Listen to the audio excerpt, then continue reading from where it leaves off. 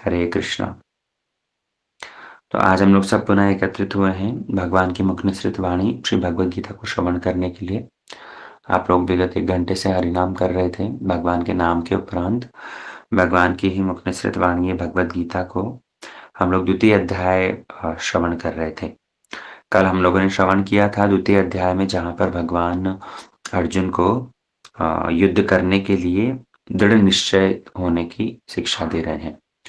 कल के सत्र में किसी ने पूछा था कोर्ट मार्शल का एग्जैक्ट अर्थ क्या है। तो हमने जो एक्सप्लेन किया था, क्योंकि कोर्ट मार्शल शब्द ये सुनने मात्र से ही वही बॉर्डर मूवी वाली बात दिमाग में चल रही थी, तो इसलिए हठात हमने कह दिया कि जिस टीम से अगर कोई लड़ने के लिए बैकआउट करता है तो उसको ही वो टीम मार देती है। इस तरह कुछ अर्थ हमने बतलाया था।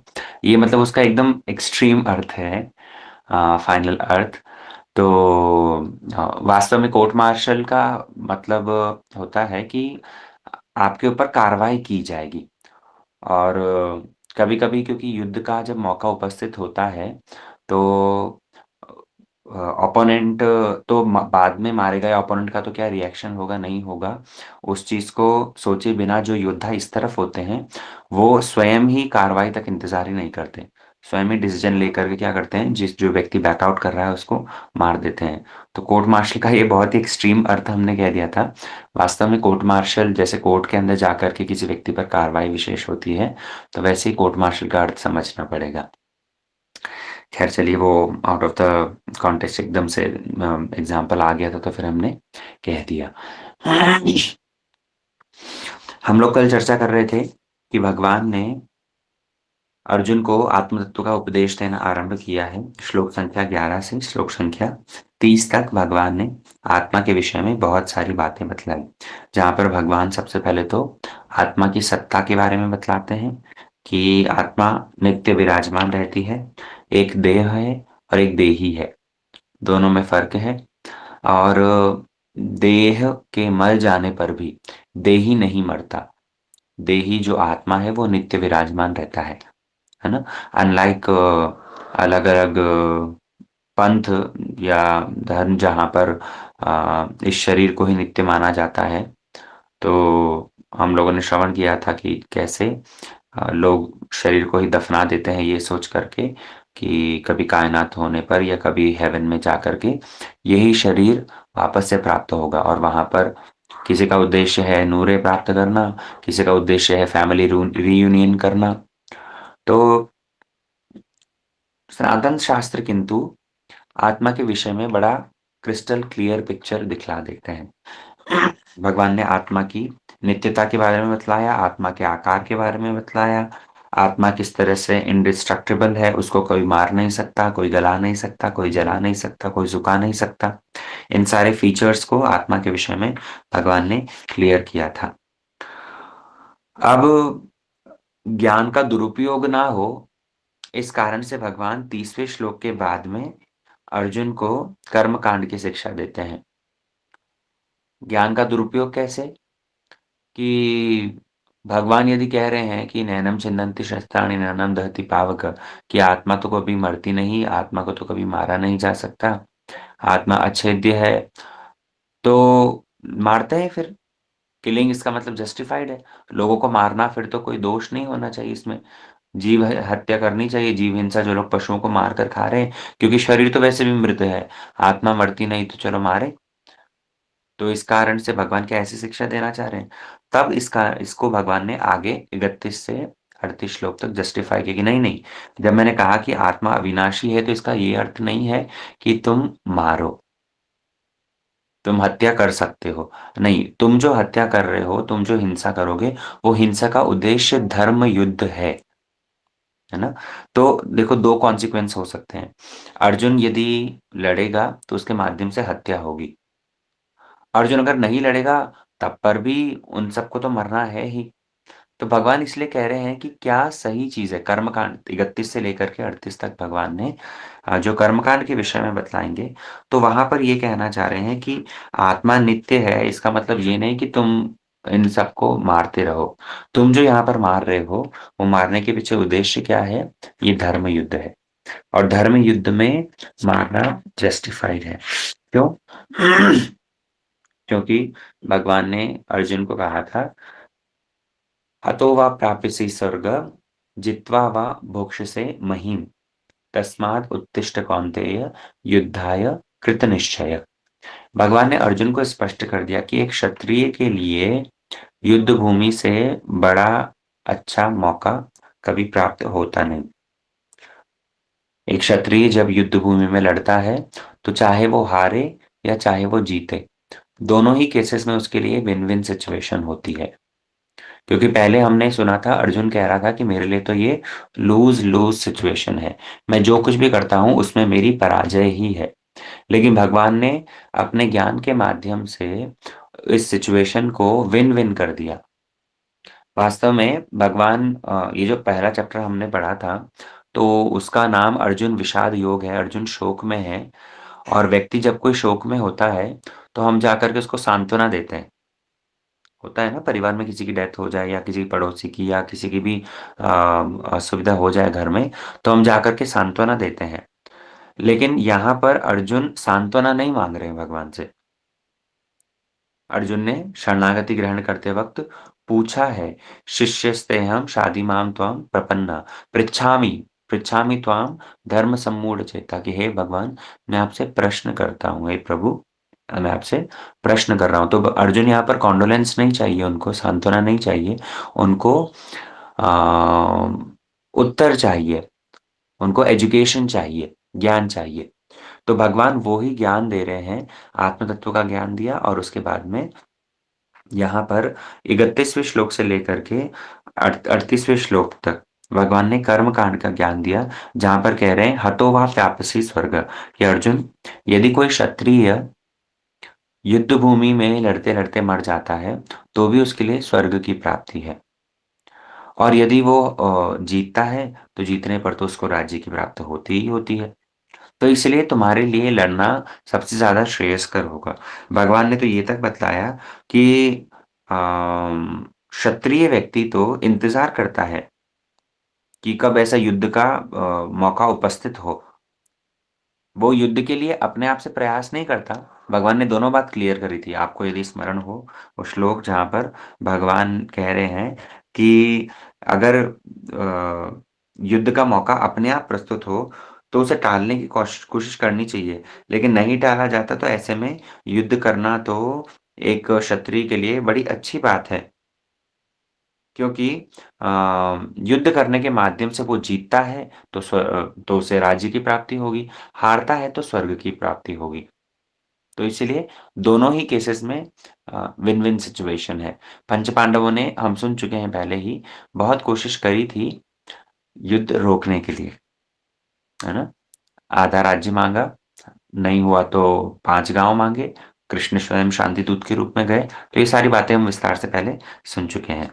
इसलिए भगवान ने 31वें श्लोक से 38वें श्लोक तक अर्जुन को कर्म कांड की बात बतलाई कि अर्जुन, तुम वास्तव में जो सुखी होना चाह रहे हो, क्योंकि अर्जुन लड़ने के पीछे ये कारण कह रहे थे कि अगर मुझे राज्य मिल भी गया तो रक्त से सना हुआ राज्य लेकर के मैं क्या करूंगा, अर्थात वो राज्य को उपभोग करने में मुझे बाधा होगी, मुझे आनंद प्राप्त नहीं होगा राज्य ग्रहण करने पर भी।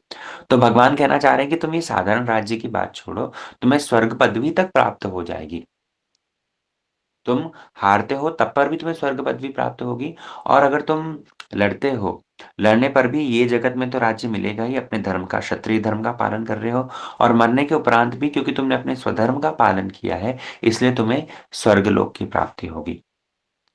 अब जैसे ही भगवान ये बात 38वें श्लोक में कहते हैं कि इसलिए तुम क्या हो जाओ, समबुद्धि को धारण करके युद्ध करो। युद्ध का परिणाम क्या होगा, जीतोगे या हारोगे, उसको छोड़ करके सुखे दुखे समय कृत्वा लाभालाभो जया जयो ततो युद्धाय युज्यस्व नैवं पापं वाप्स्यसि। दोनों श्लोकों में भगवान ने 37 और 38 दोनों में ही कहा युद्धाय कृतदृष निश्चय, और यहाँ पर भी कहा ततो युद्धाय युज्यस्व। युद्ध करने के लिए अर्जुन को कह दिया। क्या करा कि समय सुखे दुखे समय कृत्वा, हार हो या जीत हो, सुख मिले या दुख मिले, लाभ हो या हानि हो, तुम समभाव को धारण करके युद्ध करो, क्योंकि परिणाम इसका विन-विन होगा। जैसे ही 39th श्लोक आया है, तुरंत भगवान ने अपनी बातों को ही कॉन्ट्राडिक्ट कर दिया। अब देखो जो वक्ता होता है, वो वक्ता यदि किसी बात को कह रहा है और उस बात को जैसे किसी ने कहा कि आज मैं आपको इसके 4 कारण हो सकते हैं और 4 कारण के कहते-कहते उन्होंने जो 5 कारण कह दिए। तो ये 2 कारण से हो सकता है, या तो बाय मिस्टेक हो गया या फिर इंटेंशनली हुआ है, पर्पज़ली हुआ है। अर्जुन को भगवान ये सब बातें जब कह रहे हैं, 38वें श्लोक में उन्होंने कहा कि सुख-दुःख आए, हानि-लाभ हो, जय-पराजय हो, तुम सम हो जाओ। लेकिन 39th श्लोक में पुनः कह रहे हैं कि सुख-दुःख के बारे में चिंता नहीं करके और बुद्धि योग का आश्रय लो। तो ये जो सडन शिफ्ट हुआ है, ये भगवान क्या मिस्टेक उनसे भूल हुई थी या इंटेंशनली किया है? जैसे इंटेंशनली क्यों होगा? कभी-कभी क्या कहता है वक्ता बोलता है तो बोलने के बाद में चेक करता है कि वास्तव में श्रोता सुन रहा है कि नहीं। इस कारण से भी कभी-कभी भूल बोलते हैं। कभी-कभी तो भूल अपने आप हो जाती है, तो वो तो अनइंटेंशनल है। लेकिन कभी-कभी जान करके गलत बोलते हैं ये चेक करने के लिए कि श्रोता सुन रहा है कि नहीं। तो यहाँ पर 39th श्लोक के अंदर भगवान जो ये सडन शिफ्ट दिखा रहे हैं अपने विचारों में, ये अर्जुन को क्या कहना चाह रहे हैं? अर्जुन को ये कहना चाह रहे हैं भगवान कि देखो मैंने तुम्हें जो स्वर्ग प्राप्ति की बात बतलाई है, 31 से 38वें श्लोक तक जो तुम्हें स्वर्ग प्राप्ति की बतलाई है, तो उस स्वर्ग प्राप्ति से भी ऊपर एक पोज़ीशन है ना? हमारा तो ये चतुर्दश ब्रह्मांड है, हम बीच में हैं पृथ्वी पर। पृथ्वी के ऊपर पुनः 6 लोक हैं और पृथ्वी के नीचे पुनः 7 लोक हैं। तो ये चतुर्दश ब्रह्मांड जो है, इस चतुर्दश ब्रह्मांड में स्वर्गलोक ऊपर है और नर्क इत्यादि लोक नीचे है ना? तो भगवान अर्जुन को ये कहना चाह रहे हैं कि पृथ्वी से स्वर्गलोक जाना, ये भी तुम्हारे लिए प्रमोशन है और पृथ्वी से भगवान के धाम में जाना, ये भी तुम्हारे लिए प्रमोशन है। तो दोनों ही विचारों से, दोनों ही क्रियाओं से, दोनों ही डेस्टिनेशंस पर जाने के लिए तुम प्रचेष्टा कर सकते हो अर्जुन। कैसे कर सकते हो? अगर तुम 31 श्लोक से 38वें श्लोक तक का पालन करते हो, अर्थात कर्मकांड का पालन करते हो, तो कर्मकांड का पालन करने के माध्यम से तो तुमको स्वर्गलोक की प्राप्ति होगी, है ना? और अगर तुम अब मैं बुद्धि योग के विषय में जो बतलाऊँगा, तो उस चीज़ का पालन करते हो तो तुम्हें भगवत धाम की प्राप्ति हो सकती है। इसलिए भगवान अर्जुन को यहाँ 39th श्लोक में अब कहने लगे कि बुद्धि युक्तो यया पार्थ कर्म बंधम प्रहास्यसि, कि जो व्यक्ति बुद्धि योग का आश्रय लेकर के कार्य करता है, तो उसको कभी कर्म के बंधन में पड़ना नहीं पड़ता। भगवान ने कहा एषा ते अभिहिता सांख्ये बुद्धि योग तो इमाम शृणु। अब तक मैंने जो कुछ भी कहा था वो सांख्य मतलब एक सिस्टमैटिक तरीके से मैंने तुम्हें आत्म तत्व का उपदेश दिया। अब किंतु बुद्धि योग के बारे में बतला रहा हूँ। इसलिए यहाँ से भगवान के विचारों में एकदम सडन शिफ्ट आरंभ हुआ है। 40वें श्लोक से उन्होंने बुद्धि योग का वर्णन करना आरंभ किया। बुद्धि योग के द्वारा कैसे नित्य वस्तु की प्राप्ति होती है वो बतलाया। बुद्धि योग की आवश्यकता क्या है? बहुशाखाइनन्ताश्च बुद्धयो अव्यवसायिनाम्। भगवान ने अर्जुन को कहा फोकस्ड रहो, जिसकी बुद्धि बहुशाखाइनन्ताश्च, जैसे बहुत सारी शाखाओं में बटी रहने वाली बुद्धि कभी भी एका एक ए वन वन पॉइंटेड नहीं होती। एकेह कुरु नंदन, भगवान ने कहा कि तुम अपनी बुद्धि को वन पॉइंटेड करो। वन पॉइंटेड मतलब हमें युद्ध करना है, तो युद्ध करने के पीछे हमारा पर्पस क्या है?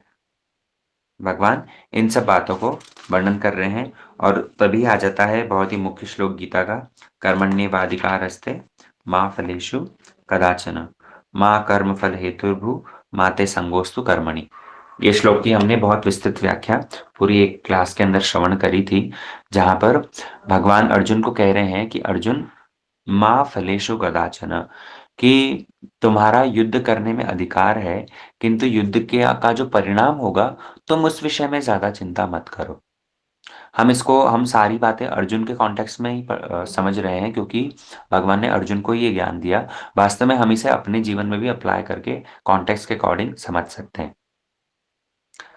भगवान कह रहे हैं कर्मण्येवाधिकारस्ते मा फलेषु कदाचन। व्यक्ति का कर्म करने में तो अधिकार होता है, फल में अधिकार नहीं होता। क्यों? क्योंकि फल की जो प्राप्ति होती है वो केवल मात्र कर्म करने वाले व्यक्ति के अकेले प्रयास से नहीं होती।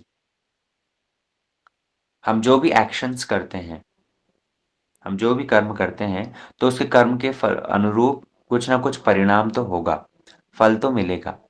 लेकिन करने वाले व्यक्ति को हमेशा परिणाम की चिंता करके कर्म नहीं करने हैं।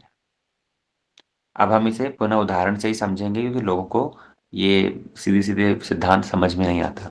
एक बच्चा, वो यदि पढ़ाई कर रहा है, तो पढ़ाई करने के पीछे उसके कई सारे उद्देश्य हो सकते हैं। पढ़ाई करने का सीधा-सीधा परिणाम तो है कि एग्ज़ाम आ रहे हैं, मार्क्स मिलेंगे। पढ़ाई करने का और एक परिणाम ये हो सकता है कि नहीं, भले ही मार्क्स मिले या ना मिले, लेकिन मुझे इस सब्जेक्ट पर मास्टरी हासिल करनी है। फ्यूचर में सपोज़ पीएचडी करना है, तो इसीलिए मैं पढ़ाई कर रहा हूँ इस सब्जेक्ट पर मास्टरी हासिल करने के लिए। तीसरा परिणाम पढ़ाई करने का हो सकता है कि नहीं, चाहे मुझे इस सब्जेक्ट पर मास्टरी हासिल करनी हो या नहीं करनी हो, एग्ज़ाम आ रहे हैं या नहीं आ रहे हैं, लेकिन कम से कम मैं एक सब्जेक्ट पढ़ रहा हूँ, क्योंकि मुझे अपने आप को डिसिप्लिन करना है। प्रत्येक दिन मैं शाम में 7 बजे से 10 बजे तक पढ़ूँगा, तो ये मैंने अपना नियम बनाया है और मुझे अपने आप को डिसिप्लिन करना है, इस कारण से मैं पढ़ रहा हूँ। तो एक ही कार्य है, लेकिन उस एक ही कार्य के पीछे परिणाम, उसका जो रिज़ल्ट है, उसका जो फल है, वो बहुत कुछ हो सकते हैं। पढ़ाई एक कर्म है कि नहीं? हम जो भी कर्म कर रहे हैं, वास्तव में तो हमने कर्म, अकर्म और विकर्म, इन तीनों का डिस्क्रिप्शन समझा था। लेकिन साधारणतः बहुत जनरल लेवल पर मैं समझा रहा हूँ, जहाँ पर भगवान कहते हैं कि अर्जुन कर्मण्येवाधिकारस्ते मा फलेषु कदाचन, कि अर्जुन, कार्य को करने के पीछे जो उद्देश्य है, वो उद्देश्य श्रेष्ठ कई सारे हो सकते हैं। इसलिए हमेशा उद्देश्य को लक्ष्य करके कार्य मत करो। कार्य को अपनी ड्यूटी मान करके करो। इसलिए पढ़ाई करने वाला व्यक्ति केवल मात्र यही सोच करके पढ़े कि मुझे मार्क्स मिलेंगे, तो वो बड़ा ही परेशानी में रहेगा। हमेशा परिणाम की यदि चिंता करता रहेगा, तो बहुत परेशानी में रहेगा। हालाँकि कोई ये सोच सकता है कि अगर पढ़ाई करने के माध्यम से मार्क्स ही नहीं मिलेंगे, तो मैं पढ़ूँ ही क्यों? तो भगवान ने इस बात को भी दूसरी लाइन में स्पष्ट कर दिया, माँ कर्मफल हेतुर्भुर माते संगोस्तु कर्मणि, कि बिल्कुल ये भी मत सोचना कि अब मार्क्स ही नहीं मिलेंगे तो पढ़ना ही क्यों? नहीं, नहीं, नहीं। कर्म नहीं करने से तुम्हारी आसक्ति नहीं होनी चाहिए। तुम अपना कार्य करो, लेकिन कार्य, उसका जो परिणाम होगा, उस परिणाम के विषय में चिंतित मत रहो। इसलिए भगवान कहते हैं कि अपने आप को कर्ता मत मानो। 4 बातें, कर्म करो, लेकिन कर्म के फल की इच्छा मत रखो। और कर्म किया है तो कुछ न कुछ फल तो मिलेगा ही। तो जब फल प्राप्त होगा, तो अपने आप को करने वाला डूअर मत मानो। माँ कर्मफल हेतुर्भुर, तुम्हारे कारण ये हुआ है, ऐसा मत मानो। क्यों? क्योंकि तुम्हारे अकेले के कारण नहीं हुआ है। बच्चा जब पढ़ाई कर रहा है, पढ़ाई करने के माध्यम से मार्क्स तो मिलेंगे, लेकिन मार्क्स जब मिल रहे हैं, तो केवल मात्र बच्चे के अकेले प्रयास से मार्क्स नहीं मिले हैं। टीचर ने पहले उसको पढ़ाया था, तब जाकर के उसको समझ में आया है, अब जाकर के वो स्वयं पढ़ कर के मार्क्स ऑब्टेन कर रहा है। तो माँ कर्मफल हेतुर्भुर, कि तुम ही एकमात्र इस फल के परिणाम हो, ऐसा मत सोचो। और माते संगोस्तु कर्मणि, अपने आप को ही कर्म से असंग मत करो। भगवान ने इस तरह से ये बात बतलाई, तो हमेशा हमें लक्ष्य करना है कि हम जो भी कार्य कर रहे हैं, जैसे आध्यात्म पथ पर हैं, अगर हम भगवत भजन कर रहे हैं, भगवत भजन करने के पीछे उद्देश्य ये हो कि हमारी सांसारिक कामनाएँ पूरी पूरी हो जाए। भगवान का नाम चिंतामणि है, भगवान नाम जप करते हैं, तो उसके माध्यम से हमारी सांसारिक कामनाएँ पूर्ति हो जाए। तो ये उसका एक परिणाम है। भगवान का नाम जप करने के माध्यम से स्वर्ग इत्यादि लोकों को और उससे भी श्रेष्ठ दुख कष्टों को निवारण हो जाएगा, मोक्ष की प्राप्ति हो जाएगी। तो ये उसका एक परिणाम हो सकता है। और भगवान का भजन कर रहे हैं, भक्ति अंगों का पालन कर रहे हैं, भगवान का नाम जाप करते हैं, भगवान की प्रीति के लिए। गुरुजी ने आदेश दिया था इसलिए, जैसे हम कथा कह रहे हैं, तो कथा कहने के पीछे ये उद्देश्य हो सकता है कि आप लोग सब समझें। भगवद गीता पढ़ाई जा रही है, तो एक उद्देश्य हो सकता है कि आप लोगों को सबको समझ में आए। एक उद्देश्य हो सकता है कि नहीं भगवद गीता मैं कह रहा हूँ, तो मुझे मेरी खुद की अंडरस्टैंडिंग क्लियर से क्लियर होती जाए। जैसे-जैसे सब्जेक्ट पढ़ाया जाता है, वैसे-वैसे टीचर अपने आप स्वयं और एक्सपर्ट होता रहता है। तो दूसरा उद्देश्य हो सकता है कि नहीं, मुझे स्वयं इस सब्जेक्ट पर मास्टरी हासिल करनी है।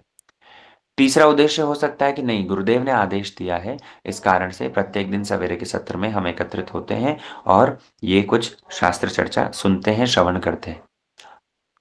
और चौथा उद्देश्य हो सकता है कि क्योंकि भगवान की मुख निसृत वाणी है, तो भगवान की प्रीति के लिए हम ये कार्य कर रहे हैं। सुनने वाले सुन रहे हैं, कहने वाले कह रहे हैं। तो एक कार्य के बहुत सारे उद्देश्य हो सकते हैं। एक कार्य का, एक कर्म का फल जो प्राप्त होगा, वो भिन्न हो सकता है। अब हमारे ऊपर निर्भर करता है कि हम किस फल को लक्ष्य करके कार्य कर रहे हैं। इसलिए भगवान ने अर्जुन को पहले ही कह दिया कि तुम फल को लक्ष्य करो ही मत। तुम कार्य करो, उस कार्य को करने के लिए ततो युद्धाय युज्यस्व। तुम उस कार्य को करने के लिए वो कार्य करो, है ना? गुरुदेव ने कहा है कथा करो, तो कथा करने के लिए कथा करो। उनके आदेश पालन करने के लिए, भगवान की प्रीति के लिए, ऐसे कई सारे उसके उद्देश्य हो सकते हैं। भगवान इसीलिए अर्जुन को ये कर्म योग, इसी को कहा कर्म योग। भगवान ने 31 से 38वें श्लोक तक कर्म कांड की शिक्षा दी, जिसके माध्यम से स्वर्ग प्राप्ति हो सकती है। लेकिन भगवान पुनः वापस 39 से ऑलमोस्ट 53 तक आई थिंक भगवान ये कर्म योग का उपदेश देते हैं, जहाँ पर स्वर्ग नहीं, स्वर्ग से भी ऊपर भगवत धाम की प्राप्ति हो सकती है। इसलिए भगवान अर्जुन को ये बुद्धि योग, कर्म योग की शिक्षा प्रदान कर रहे हैं। अब इसके बाद में भगवान जब ऐसी बातें कहते हैं, तो अर्जुन प्रश्न करने लगता है कि ऐसा व्यक्ति जो बुद्धि योग का आश्रय ले रखा है, ऐसा व्यक्ति जो कर्म योग का आश्रय लेता है, उसके लक्षण क्या हैं? उसके गुण क्या हैं? वो कैसे भ्रमण करता है? 4 प्रश्न अर्जुन ने एक ही श्लोक के अंदर 54th श्लोक के अंदर प्रश्न किए हैं। स्थित प्रज्ञस्य का भाषा समाधिस्तस्य केशव स्थितधि किम प्रभाषेत किमासीत व्रजेत किम। तो यहाँ से फिर भगवान स्थित प्रज्ञ के लक्षणों का वर्णन आरंभ करते हैं, जहाँ पर उन्होंने स्थित प्रज्ञ का एक मुख्य लक्षण वर्णन किया कि विषया विनिवर्तन्ते निराहारस्य देहिनां रसवर्जं रसोऽप्यस्य परम दृष्ट्वा निवर्तते। स्थित प्रज्ञ के अंदर यद्यपि बहुत सारी बातें बतलाई है, लेकिन ये श्लोक हमारे लिए महत्वपूर्ण है, जहाँ पर भगवान कह रहे हैं कि व्यक्ति को अपनी इंद्रियों को संयमित करने के लिए, एक स्थित प्रज्ञ व्यक्ति वो कैसे भ्रमण करता है, वो अपनी इंद्रियों को संयमित करने के लिए एक कुछ प्रचेष्टा करता है, एक बाउंड्री लगाता है और उसी के साथ-साथ ही अपनी इंद्रियों को एक श्रेष्ठ कार्य के लिए नियुक्त करता है। भगवान ने जब कहा है परम दृष्ट्वा निवर्तते, दृष्ट्वा मतलब होता है देखना, दृष्ट्वा मतलब विज़न। तो हम भक्तों को भी एक श्रेष्ठ विज़न रख कर के कार्य करना पड़ेगा। हमारी सोच, हमारा एक विज़न क्या है? विज़न समझते हैं तो? हमारा विज़न क्या है, उस विज़न को दिमाग में रखते हुए कार्य करना पड़ेगा। अब हो सकता है हम वो श्रेष्ठ विज़न, हमारा जो श्रेष्ठ गोल गोल हमारे शॉर्ट टर्म्स हो सकते हैं, लॉन्ग टर्म हो सकते हैं।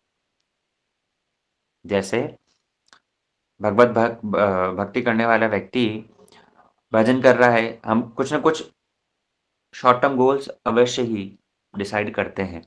इस वर्ष में हम इन ग्रंथों का अध्ययन करेंगे, ये हमारे शॉर्ट टर्म गोल हुए। लॉन्ग टर्म गोल क्या है कि हमें अल्टीमेटली इस मनुष्य जीवन को सार्थक करना है भगवत भजन करते-करते, या आगामी 20 साल के अंदर मुझे अपनी दायित्वों से, जो गृहस्थ जीवन में है, मुझे अपने दायित्वों से फ्री होकर के बच्चों को निपटा करके और कहीं ब्रजधाम में रह कर के पूरा जीवन भगवत भजन करना। ये लॉन्ग टर्म गोल हो सकता है। और हमारा विज़न क्या है? हमारा विज़न है कि हमें भगवत धाम की प्राप्ति करनी है। तो अल्टीमेटली हमारा जैसा विज़न होगा, हमारा जैसा दृष्टिकोण होगा, उस विज़न के आधार पर हम अपने गोल्स को सेट करेंगे। भगवान ने इसलिए यहाँ पर कहा कि परम दृष्ट्वा निवर्तते, कि जब हमारा हम एक श्रेष्ठ विज़न को लेकर के कार्य करेंगे, तो उसके माध्यम से क्या होगा, हम अपनी इंद्रियों को भी उसके अंदर डायरेक्ट कर पाएँगे। अब श्रेष्ठ विज़न यदि ना मिले तो ऐसे में कम से कम एक श्रेष्ठ गोल को लेकर के कार्य करो। अभी वो विज़न क्लियर नहीं है, भगवान को किसने देखा और भगवत धाम में जाना वो सब इतना नहीं पता। तो चलो एक ये गोल लेकर के कार्य करो कि नहीं, कम से कम मुझे अपने दायित्वों से तो मुक्त होना है, तो मैं अपने दायित्वों से मुक्त होता-होता समय से फ्री हो जाऊँ, ताकि और कुछ इसके बाहर की बारे में सोच सकूँ। सारा जीवन वही आटा, नून, तेल करते-करते यदि निकल गया, तो मनुष्य जीवन और पशुओं में फ़र्क क्या रह गया? इस आधार पर आ जाओ। तो भगवान बड़ी बुद्धिमान, मतलब बड़े स्टेप बाय स्टेप तरीके से अर्जुन के माध्यम से हमको समझा रहे हैं कि कैसे परम दृष्ट्वा निवर्तते इसको प्राप्त कर सकते हैं। और जब ऐसे प्रचेष्टा करेगा व्यक्ति, तो उसके माध्यम से क्या होगा, ब्राह्मी स्थिति, एषा ते ब्राह्मी स्थिति पार्थ। भगवान कहते हैं कि ऐसा ही व्यक्ति नैनम प्राप्य विमुह्यति, वो कभी भी मोहित नहीं होगा और वो ब्रह्म निर्वाण मृच्छति, ऐसा ही व्यक्ति अंततः भगवान के परम पद को प्राप्त कर पाएगा, है ना? तो 2 अध्याय इस द्वितीय अध्याय के अंदर भगवान ने इस तरह से संपूर्ण गीता के कंटेंट को समराइज़ करते हुए बतलाया है। और मु विशेष करके लास्ट भाग के अंदर भगवान अंत काल के विषय में चर्चा करते हैं। यही एषा ब्राह्मी स्थितिः पार्थ नैनं प्राप्य विमुह्यति श्लोक के अंदर भगवान ने स्थितमस्त्वात् अंत काले अपि, अंत काल में कैसे जैसा चिंतन होगा उसके अनुरूप ही परिणाम होगा। तो इस बात को भगवान ने इस श्लोक के अंदर स्पष्ट करके हम लोग को हिंट दिया कि सारा जो खेल है वो अंत काल के लिए ही है। सारी प्रचेष्टा जो है वो फाइनल परीक्षा हमारी अंत काल के समय पर ही होगी। अंत काल में अगर हम ऐसे बुद्धि योग में स्थित रहें तो उसके माध्यम से क्या होगा, ब्रह्म निर्वाण मृच्छति, भगवान के परम पद को हम प्राप्त करेंगे। ठीक है, अब आज के सत्र को हम लोग यहीं रखते हैं। हमने ये चैप्टर 2 का वाइंड अप रिकैप 2 क्लासेस के थ्रू किया। हमारा टेस्ट जो बाकी रिमेनिंग श्लोक का 31 से लेकर 72 तक, तो इसका टेस्ट हम लोग 31st को रखेंगे। आप लोग सब उसके अनुरूप प्रिपेयर करते रहें रेगुलरली। क्लासेस, पुरानी रिकॉर्डिंग्स आपको सेम यूट्यूब चैनल पर मिल जाएगी और कल से हम लोग फिर अब 3rd चैप्टर स्टार्ट करेंगे। ठीक है, आज के सत्र को यहीं विश्राम देते हैं। वाञ्छाकल्पतरुभ्यश्च कृपा सिन्धुभ्येव च पतितानां पावनेभ्यो वैष्णवेभ्यो नमो नमः।